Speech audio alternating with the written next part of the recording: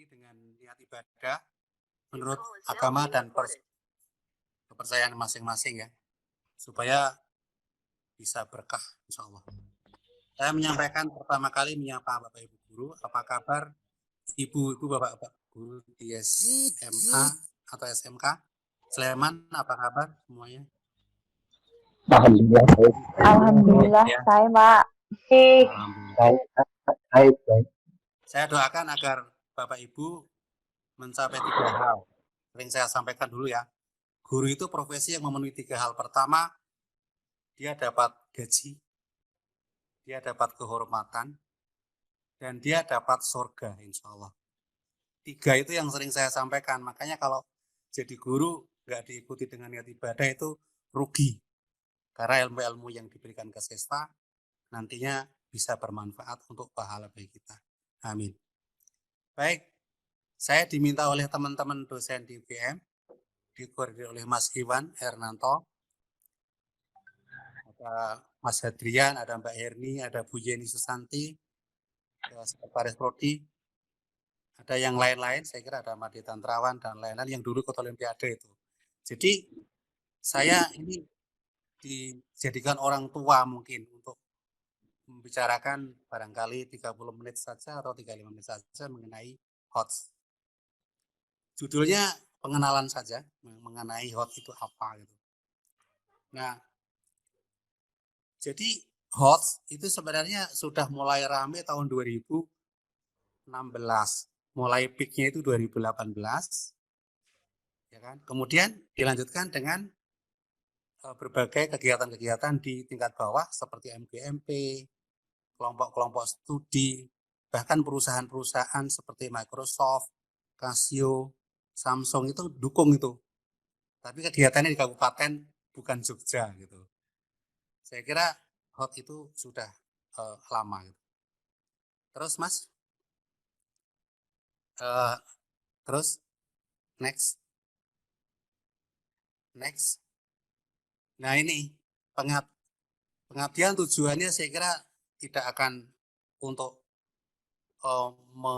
menjelek-jelekan guru tidak, tapi kita belajar bersama tentang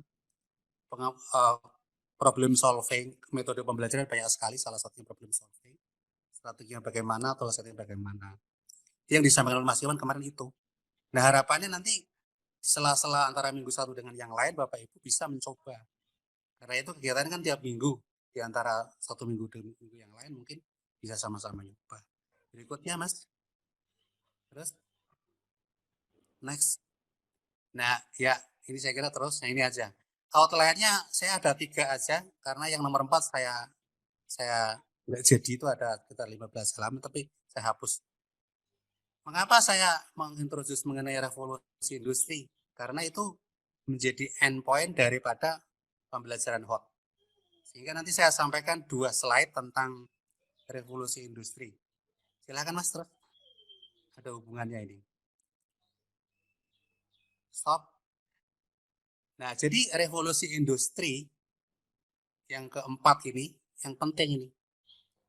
Ini kita harus tahu sebagai seorang guru. Kalau nggak tahu nanti HOT itu manfaatnya apa, ya kan? Itu ending untuk siswanya itu nanti kurang mengena gitu ya. Jadi terjadi perubahan besar-besaran di berbagai belahan dunia melalui perpaduan bidang teknologi sekaligus mengurangi sekat-sekat border antar negara, borderless digital. Nah, akhirnya Bapak Ibu sampai sekarang sudah mengetahui bahwa ada kecerdasan buatan itu multidisiplin nggak Bapak Ibu? Multidisiplin. Robotika multidisiplin nggak? Multidisiplin. Nah, seorang guru harus tahu kalau di robotika itu nanti komponen matematiknya apa, itu dalam HOT dan STEM harus tahu sebagai pandangan. Maka saya perlu menyampaikan 2 slide saja.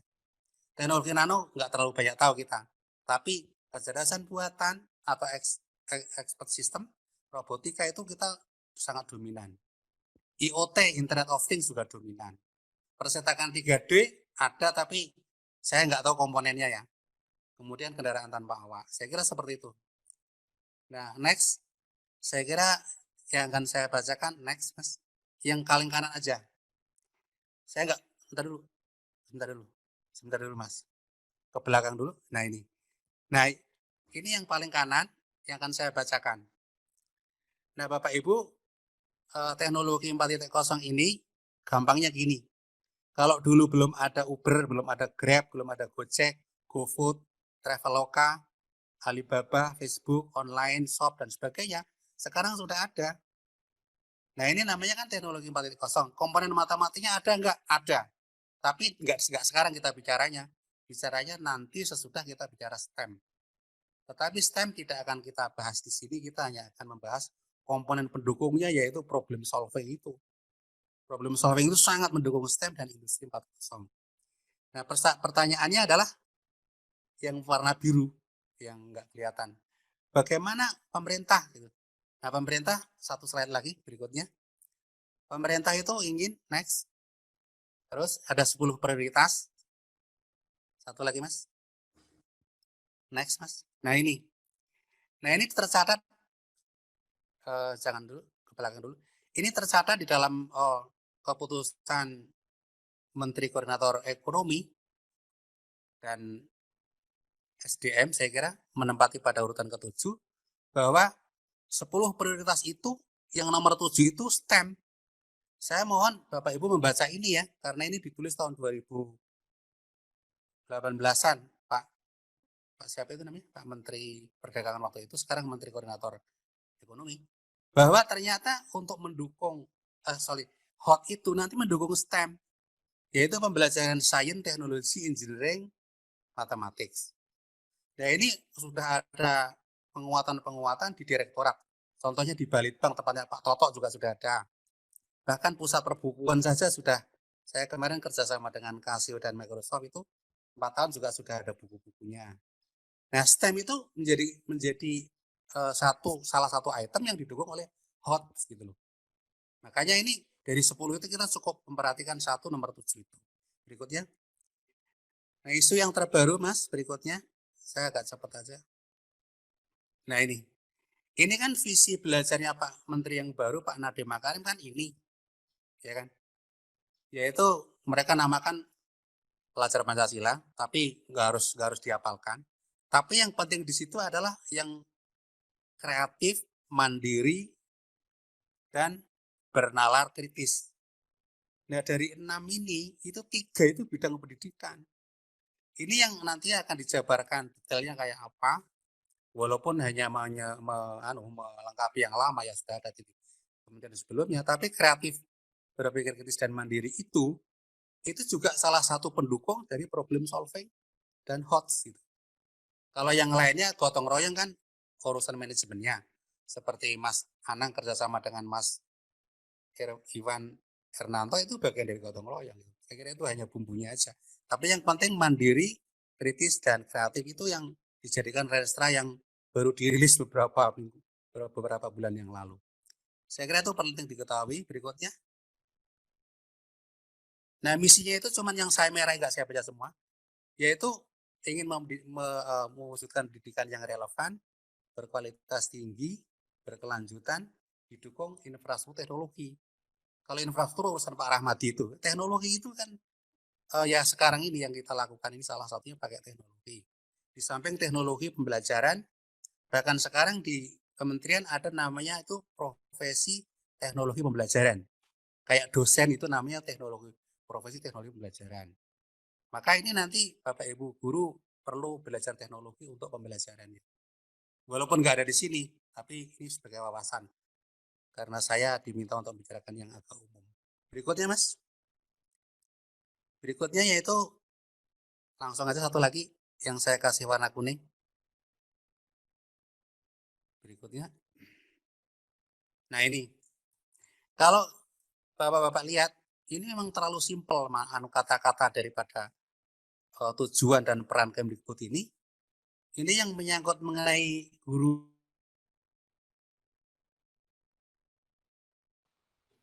Teruskan aja next berikutnya tentang ya. Jadi Merdeka Belajar tetap disarankan untuk tetap pembelajarannya berkualitas yang di tengah itu. Hasil belajar berkualitas, tetapi tetap ada kemerdekaan. Saya kira itu. Tapi mohon maaf teman-teman dari MGMP ya kan belum ada kebijakan tentang kurikulumnya.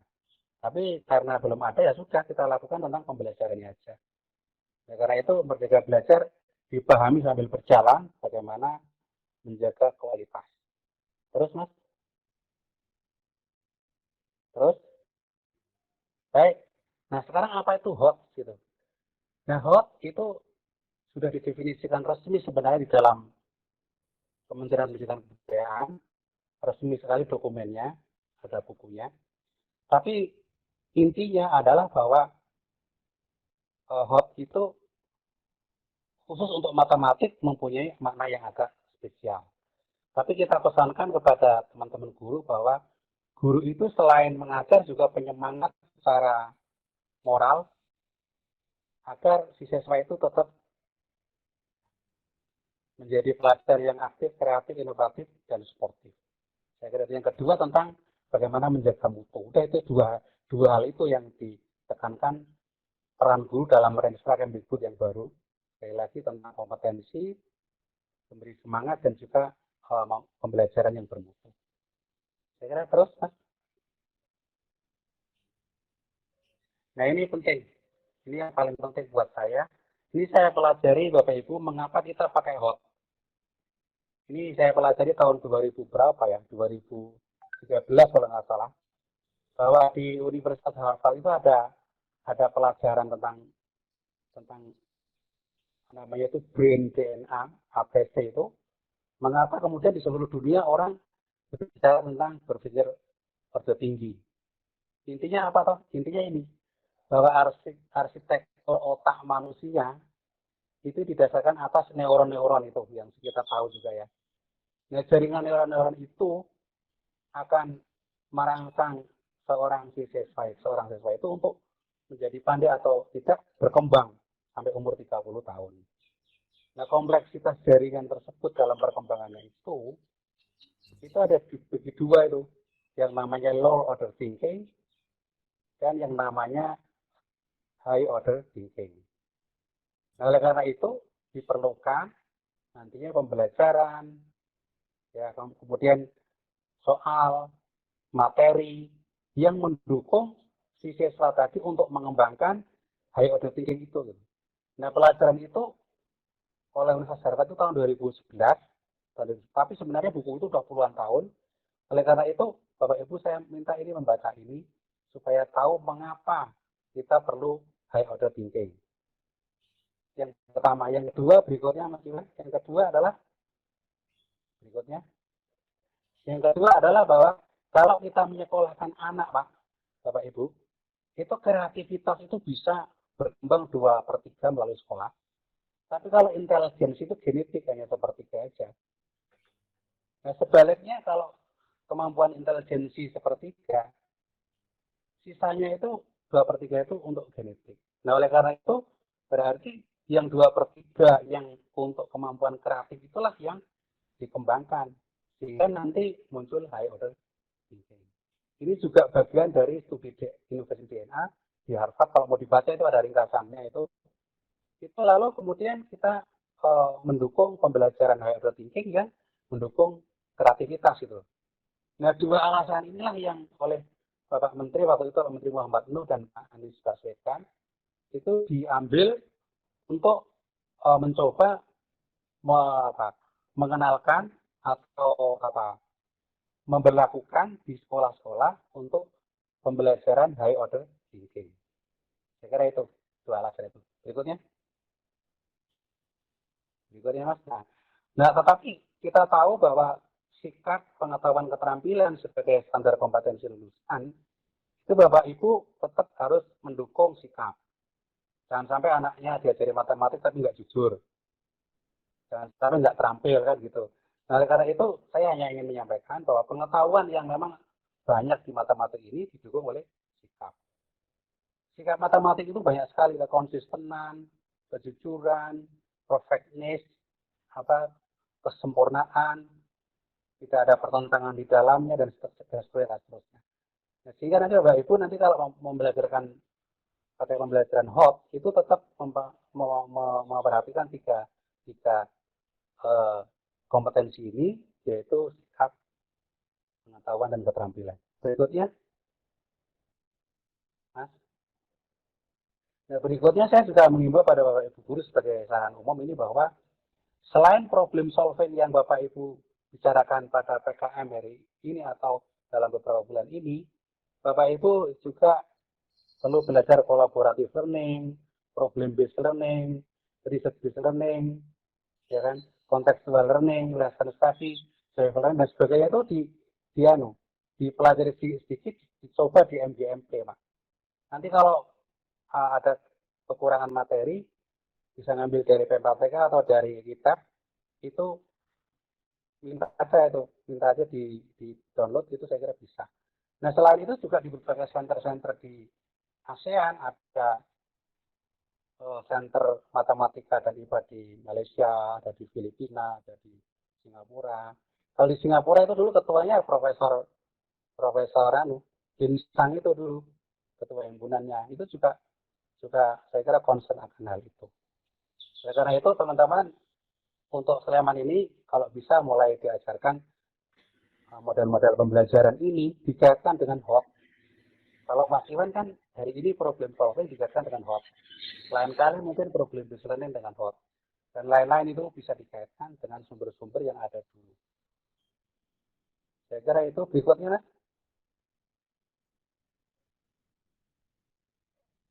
Berikutnya, nah memang dari 3 slide tadi tentang proses pembelajaran, itu ada saran dari kementerian ini, Mas. Saran dari kementerian ini dokumen resmi bahwa pembelajaran kalau sekarang itu namanya kurikulum 2013 yang direvisi, namanya tetap K13. Nah, kita berharap ini diperhatikan agak detail ini, Mas Anang dan teman-teman. Kalau kita belajar matematik, itu yang kanan aja yang disarankan, sementara kurikulum 2013 dikembangkan. Mulai dari pengamatan permasalahan konkret, kemudian semi konkret, dan akhirnya masalah-masalah yang agak abstrak. Saya ambil contoh, kalau Mas teman-teman guru ini misalkan pada mengajarkan hal-hal yang sifatnya sulit, misalnya persamaan kuadrat yang AX kuadrat plus BX plus C sama dengan 0 itu disarankan memang dari contoh-contoh konkret dulu, tidak dari AX kuadrat plus BX plus sama dengan A plus C bilangan real, itu kan menjadi abstrak. Nah, bagaimana penyajiannya itu agar menjadi konkret? Biasanya dikaitkan dengan konteks. Dan membuat konteks itulah yang diajarkan juga di HOT nanti. Coba lihat di PISA itu kan semuanya pakai konteks, meskipun masalahnya masalah persamaan kuadrat itu. Kemudian rumus diturunkan oleh siswa itu sebetulnya maksudnya adalah pertengahan terbimbing, tidak dibiarkan begitu saja. Tetapi ada LKS mungkin, lembar kerja siswa, yang bisa menuntun si siswa itu kalau dilakukan langkah-langkah itu akhirnya membuat konsep terkecil-kecilan. Akhirnya nggak diberitahu rumusnya, oh ini rumusnya tahu. Saya sebenarnya punya contoh banyak, Mas, yang tentang deret, tentang baris itu ada. Tapi nanti saya berikan 1 atau 2. Kemudian pertimbangan matematikanya, mohon maaf teman-teman dulu ya, saya sudah katakan berkali-kali sejak di PPTK 2014 dulu itu, bahwa di dalam mengajarkan matematik nanti termasuk HOT, itu bagusnya adalah konteks bervariasi. Jangan hanya angka saja, tapi ada konteks gambar, konteks pola, konteks fenomena, dan seterusnya, sebagaimana akan kita beri contoh pada soal-soal PISA nanti. Kemudian membiasakan siswa berpikir algoritmis, karena algoritma ini akan menuntut siswa untuk membuat pola-pola. Kemudian yang berikutnya adalah cakupan tentang statistika itu diminta agak sedikit beda. Kalau zaman dulu, zaman kita sekolah di SMA itu statistik itu hanya hitung min, median, variansi, dan seterusnya, maka sekarang itu ditambahi dengan interpretasi, Mas. Misalnya kalau ada kurva probabilitasnya itu kurus, artinya variansinya kecil gitu. Jadi yang kayak gitu juga ditekankan agar dia bisa mengaitkan dengan konteks gitu. Maunya kayak gitu. Cuman bukunya yang ditulis oleh teman-teman dari Universitas Negeri Medan belum seperti itu, baik buku SMP maupun SMA. Tapi Bapak Ibu guru kan lebih pintar dari bukunya, lebih luas pengalaman daripada bukunya, sehingga untuk peluang dari statistika perlu ditambahi interpretasi, ya kan, memberikan makna, ya, konteks-konteks grafik, dan seterusnya. Tidak hanya ngitung min, variasi, dan seterusnya. Saya kira itu 6 itu yang perlu dibicarakan di sini. Terus ini nggak usah Mas, ini Mas baca sendiri aja bahwa ini sebenarnya hanya mengatakan bahwa semakin Bapak mengajarkan anak SMA, makin susah menghafal. Tadi definisi hot. Nah, pengertian hot itu sebenarnya cuma begini aja kok. Apa itu hot? High order thinking itu keterampilan berpikir tingkat tinggi. Biasanya dasarnya itu macam-macam. Ada taksonomi Bloom, ada taksonomi yang lainnya. Taksonomi kan banyak, salah satunya Bloom. Nah, nanti kita lihat taksonomi yang lain. Nah, dalam taksonomi itu diurutkan dari hal-hal yang sifatnya sederhana sampai ke yang tinggi. Nah, hot itu ngambil yang tinggi gitu loh. Nah, karena hot ngambil yang tinggi, maka kementerian mengambil mulai dari apa? Ya kan? Nanti kita lihat di belakang, yaitu keterampilan yang melibatkan analisis, evaluasi, dan sintesis. Nah, ini termasuk hot. Aplikasi kok belum, Pak? Sebenarnya aplikasi itu di antara bawah, di antara atas. Nanti dalam pembuatan soal dan pembelajaran, aplikasi itu kadang bisa masuk yang low order thinking, kadang bisa masuk ke high juga. Tapi intinya harus ada analisis, evaluasi, sintesis. Mungkin Bapak Ibu guru ya, apa tuh analisis itu? Gampang, kata-kata Jawa analisis itu adalah metani. Apa itu metani? Membreakdown sampai hal-hal yang sifatnya kecil. Nah, ini yang tidak terbiasa bagi teman-teman siswa SMA, karena analisis itu sebenarnya hal-hal tertentu yang di breakdown sampai ke kecil sekali yang menentukan benar apa tidaknya, menentukan valid apa tidaknya. Baik, bisa dilanjut ya? Bisa Pak Wid, monggo Pak Wid. Ya. Nah, sedangkan yang low order thinking ya dari pengetahuan sampai pertengahannya aplikasi. Saya kira Bapak Ibu sudah tahu ini ya tentang hal ini. Nanti pasti ada pertanyaan, bagaimana high order thinking soalnya kayak apa multiple choice apa enggak? Itu nanti teknis sekali itu. Nanti pada teman-teman dosen akan sampai ke sana. Berikutnya Mas Iwan. Itu tentang pengertian hot hanya seperti itu. Jadi kalau dibahas ini ya, taksonomi belum ini, itu yang evaluasi, sintesis, analisis itu yang high order thinking. Sedangkan yang aplikasi itu setengah kadang-kadang masuk ke atas, kadang-kadang masuk ke bawah. Tapi Kemdikbud tidak mau aplikasi itu masuk ke atas, masuk ke bawah katanya. Karena kalau di matematik aplikasi itu bisa sulit juga gitu. Tapi baiklah kita ikuti di Kemdikbud, definisinya adalah analisis ke atas. Nah kalau sintesis itu sebenarnya kan gini, misalnya Bapak Ibu mengajarkan suatu pelajaran di SMA, tetapi memerlukan komponen ini, A, komponen B, komponen C. Nah, ABC itu diramus sebagai informasi untuk menyelesaikan suatu permasalahan, gitu. Nah, itu termasuk di dalamnya itu high order thinking, gitu. Apakah itu pertanyaan yang multiple choice atau tidak, itu jadi soal. Tapi yang penting untuk menjawab itu meramu, mensintesakan dari sekian pengetahuan. Nah, pelajaran seperti itu kan tidak mudah untuk diajarkan di SMA. Tapi bisa dengan menggunakan rancangan pembelajaran tertentu, insya Allah bisa. Dan Bapak Ibu nggak usah nunggu teori dari UNJ dulu. Coba aja. Kalau nunggu teorinya nanti signifikansi berapa nggak jadi dilakukan. Gitu. Dilakukan saja sesuai dengan definisi, nanti dievaluasi rutin gitu. Saya kira itu. Berikutnya.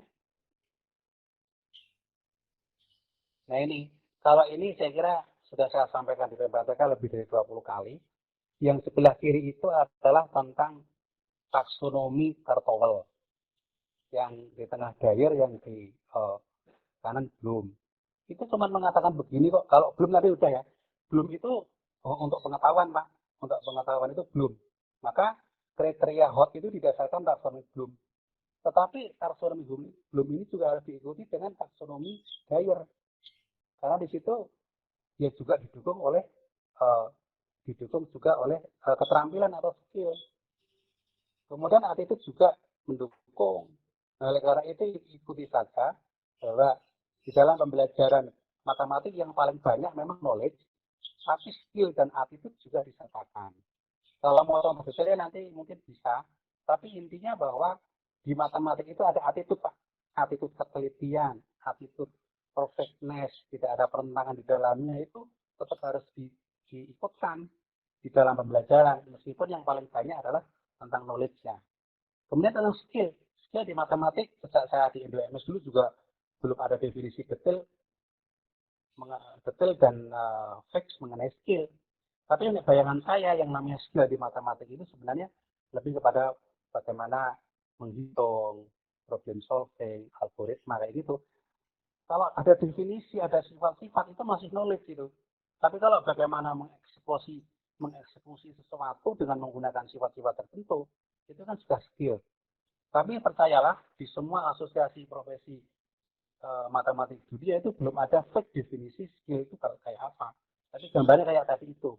Namun ini ilmu psikologi umum mengatakan skill itu penting untuk diikutkan juga dalam membangun daripada knowledge. Knowledge ini yang paling banyak itu. Nah, karena itu ini filosofi berpikir. Terjemahan ini semua yang gunung-gunung itu di matematik kayak apa? Yang paling banyak, yang paling kanan, yang knowledge taksonomi belum itu. Kalau yang kiri dua itu terjemahan di matematik itu belum tuntas. Next, berikutnya. Ini SKL. SKL itu standar kompetensi lulusan. Nah, berpikir tingkat tinggi itu harus mengiringi HOT. Nah, jadi berpikir tingkat tinggi itu harus mengiringi HOT. Dalam pembelajaran HOT nanti itu berpikir kritis diberi peluang, analitisnya juga diberi peluang untuk metani sampai sedalam-dalamnya. Yang berikutnya dengan keduanya itu kita problem solving jadi bagus. So, kalau berpikirnya sudah kritis dan analitis, nanti pertanyaannya itu adalah benar. Artinya soalnya benar. Kalau soalnya salah, jawabnya pasti salah.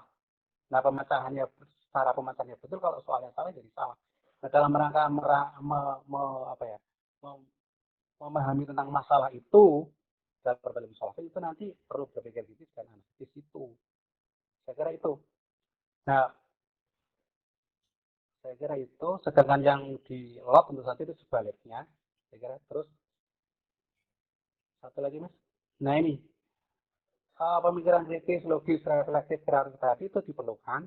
Tapi yang paling penting yang bawah, teman-teman semuanya, hoax itu diperlukan ketika peserta didik itu menghadapi situasi baru. Tipenya belum diketahui sebelumnya. Berarti tidak bisa berpikir analogi kadang-kadang. Ketidakpastian di situ juga ada. Matematik yang terbaru sekarang ini ada kepastian, ada ketidakpastian. Dalam soal-soal PISA juga ada ketidakpastian. Answer kita juga diajarkan. Nah, di sini yang disebut hoax itu berarti soalnya harus didefinisikan oleh sang guru tadi. Oleh karena itu hoax itu cocok kalau diberikan tidak di UN sebenarnya. Kalau di UN pakai hoax multiple choice agak susah. Tapi di ujian sekolah. Namun demikian tahun 2018 soal-soal hoax sudah 10% di UN. Tapi multiple choice bisa juga meskipun membuat soalnya agak susah. Oleh karena itu hoax ini harus dicocokkan dengan situasi. Hoax itu akan menjadi hot bagi siswa A, tapi kadang-kadang bukan lagi hot untuk siswa B, karena B sudah pernah mengenal sebelumnya. Gitu. Nah, karena itu, kalau membuat RPP nanti, hot itu dikonstruksikan per kelas, beda-beda. Atau sekolahan beda-beda. Bukan berbeda semua sih, tapi ada perbedaan-perbedaan itu. Saya kira itu penting. Berikutnya, Mas. Nah, berikutnya ini juga saya ambil dari kementerian, sebenarnya Kemdikbud. Bapak dan Ibu baca saja itu yang tentang analisis, evaluasi, dan kreativitas itu, yang saya kasih warna-warna biru, itu kata-kata kunci. Tapi kata-kata kunci ini tidak hanya untuk matematik. Di situ yang saya kutip dari panduan umum. Ya kan, itu kata-kata analisis, dan sebagainya, kecil-kecil sekali nggak kelihatan itu. Nah, di situ kata-kata yang dipakai untuk menyusun materi, menyusun rancangan pembelajaran, maupun mengajarinya. Maupun membuat LKS-nya. Silakan berikutnya. Saya nggak bacakan satu-satu. Terus, nah ini udah lewat aja, ini sama dengan tadi, cuma ini dibikin oleh Mercury. Terus, berikutnya Mas, langsung. Nah ini nanti dibaca detailnya. Kalau saya baca satu-satu tentu saja nggak cukup waktunya, tapi saya bacakan beberapa. Berikutnya. Ini hanya introduction aja. Nah ini Mas, nah, ini di Kementerian Pendidikan Kebudayaan sudah ada pelatihan bagaimana penulisan butir soal HOT. Yang waktu itu saya sarankan jangan hanya nulis soalnya, tapi juga nulis soal materinya, nulis materinya dan pembelajarannya. Nah di sini teknik penulisan butir HOT ini, teknik ini dari kementerian itu seperti ini. Nggak saya tambah, nggak saya kurangi. Waktunya kan hampir habis ya, nggak cukup nanti waktunya, nggak saya baca satu-satu. Mohon nanti ini ditanyakan atau didiskusikan saja agar Bapak Ibu di sela-sela antar minggu PKM kita itu bisa apa namanya berlatih gitu. Misalnya di depan kan ada presentasi. Nah, di antara minggu dan minggu depan mungkin satu hari Bapak Ibu bisa membaca ini, mencoba butir-butirnya seperti apa. Sebab Bapak mulai dari mana? Mulai dari materi boleh, mulai dari soal boleh.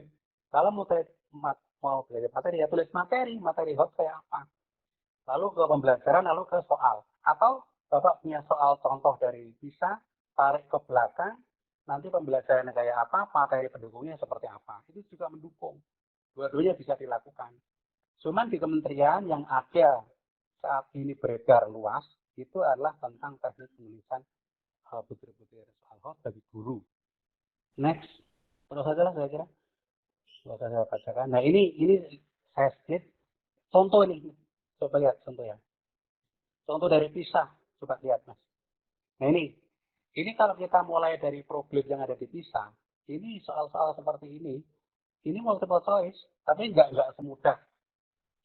semudah multiple choice biasa. Berarti ini apa? Ini dikenalkan dulu pola gambar, bukan angka tapi ini gambar. Itu kayak apa itu? Pohon gitu, pohon apel dan pagarnya kan itu. Nah itu nanti dibikin kayak deret atau barisan gitu ya, barisan itu. Nanti kemudian konteks ini si siswa disuruh membaca, kemudian dari hasil membaca itu disuruh membuat konjektur. Konjekturnya di halaman berikutnya Mas coba. N sama dengan 1, N sama dengan 2. Terus, nah N sama dengan 3, N sama dengan 4. Terus. Nah ini suruh bikin tabel. Ini soal PISA 2011. PISA 2011 ini bukan siswa kita nggak bisa, cuman nggak biasa. Kalau siswa kita dibiasa ini cepat, ini seperti pagar, jadi bilangan kuadrat. Berikutnya, soal berikutnya, contoh berikutnya, Mas. Ya, misalnya dari estimasi luas. Ini cuman begini, Bapak Ibu. Kalau itu ada garis, skalanya sekian banding sekian, satu garis itu kalau nggak salah 200 kilo, ada benua Afrika. Lalu di situ disuruh mengestimasi berapa luas benua Afrika. Jawabannya itu sederhana kan Pak? Pakai apa Pak? Pakai konsep partisi di dalam integral SMA itu. Dipotong-potong gitu ya. Lalu setiap potongan yang utuh berarti 200 kali 200 km. Yang lain itu estimasi. Nah pemikiran seperti itu kan cuma karena nggak biasa. Tetapi memang tidak bisa langsung diberikan tanpa adanya pembelajarannya gitu. Berikutnya sama dengan ini juga tentang masalah derivatif. Masalah derivatif di SMA itu ternyata bisa dibuat pisah soal pisah seperti ini. Itu tentang masalah kecepatan tumbuh, growing up.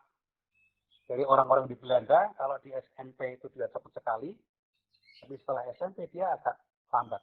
Jadi kalau di Belanda itu SMP, anak SMP itu lebih cepat gede, tapi begitu anak SMP menginjak ke SMA, malah menurun tingkat kecepatannya. Nah, lalu disuruh membuat semacam prediksi, soalnya berikutnya itu di soal prediksi, bagaimana soal-soal itu kemudian dijawab dengan menggunakan konteks grafik yang berkaitan dengan derivatif. Berikutnya Mas,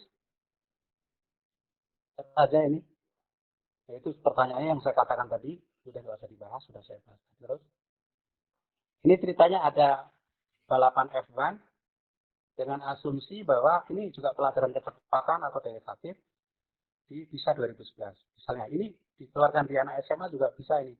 Karena anak SMA udah dikenalkan apa? Bahwa derivatif artinya kecepatan. Artinya kalau dia nikung belok itu harus pelan, mengurai kecepatan, kalau lurus ngebut. Nah, gambarnya kayak apa? Ya disitulah kemudian soal PISA ini menjadi soal yang tidak flop tapi hot karena berpikirnya nggak rutin itu. Tapi soal ini hanya keluar sekali aja, nggak bakal keluar lagi. Berikutnya, ya. Terus ini soal-soal pertanyaan tadi.